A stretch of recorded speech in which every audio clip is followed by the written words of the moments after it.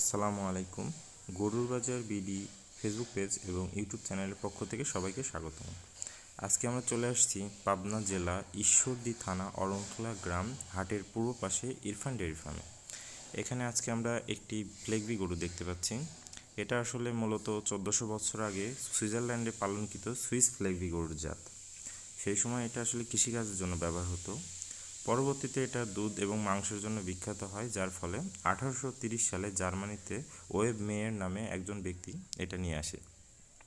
এরপরে American dairy limited, সংক্ষেপে ADL company এর বীজটা সরবরাহ করে বাংলাদেশে, যার ফলে এখন থেকে এই ধরনের গরু বাংলাদেশে দেখতে পাওয়া যায়। আজ আমরা যে গরুটা দেখছি এটা সেই সুইস ফ্লেগবির একটি জাত, যা ট্রিপল পারপাসের গরু হিসেবে পরিচিত।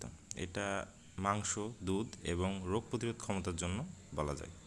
এটার যেমন মাংস হয় তেমনি দুধ এবং রোগ প্রতিরোধ ক্ষমতা এটার অনেক বেশি থাকে। এই গরুটা যেটা দেখতে পাচ্ছেন এটা একটা অসাধারণ গরু। গরুটার বডি স্ট্রাকচার দেখেন, শির দ্বারা একদম সমান ঘাড়ের কাছ থেকে, যা একটি হাই পার্সেন্টেজ গরু হিসেবে পরিচিত। গরুগুলোর কালারটা একটি অসাধারণ কালার আসছে, যা খুবই সুন্দর দেখতে। তো আজকে এই পর্যন্তই। আসসালামু আলাইকুম।